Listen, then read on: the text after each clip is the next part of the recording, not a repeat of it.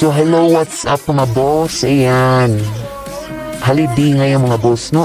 Happy Eid Mubarak dito sa Saudi Arabia. Ayan. Mag-fish market kami kasi wala na kami konsumo sa aming adlaw-adlaw na kailangan sa... Alam mo na yun. Kasi malayo kami sa market mga boss, kaya... Nagano kami na mag-market. At ito yung service namin. Kami lang naman mga Pilipino kasama dito sa quarter namin yan.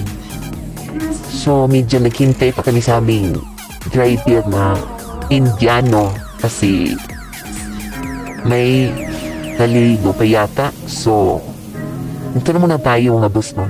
Ito ang buhay namin mga OFW dito sa Saudi Arabia yan. Yan po mga kasama namin. Mga Pilipino lang kami lahat mga boss. So punta kami sa Kabayan kasi mas mura dun sa Kabayan Market. Alam mo mga boss, dalawa dito yung Kabayan Market dito sa Zidan.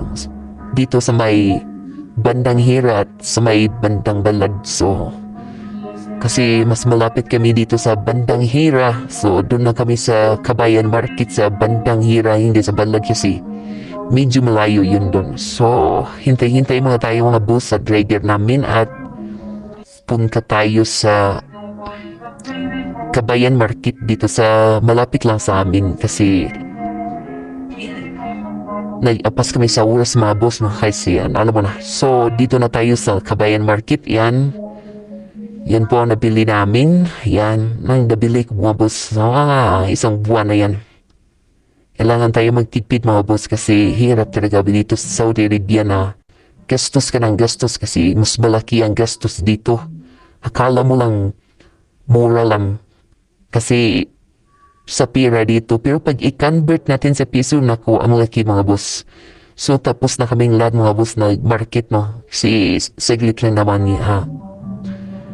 Hihintay na rin kami sa aming driver na balikan kami dito. So yun na po ang buhay namin OFW dito sa Saudi Arabia.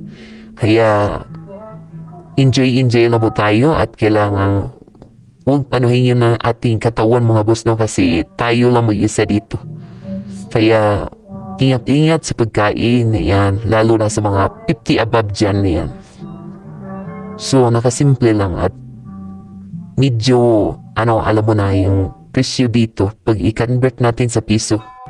Ang laki kayo mga boss, kaya sa mga OFW dyan, dandan kayo sa gasto ng pira dito sa Saudi kasi iba ang rating.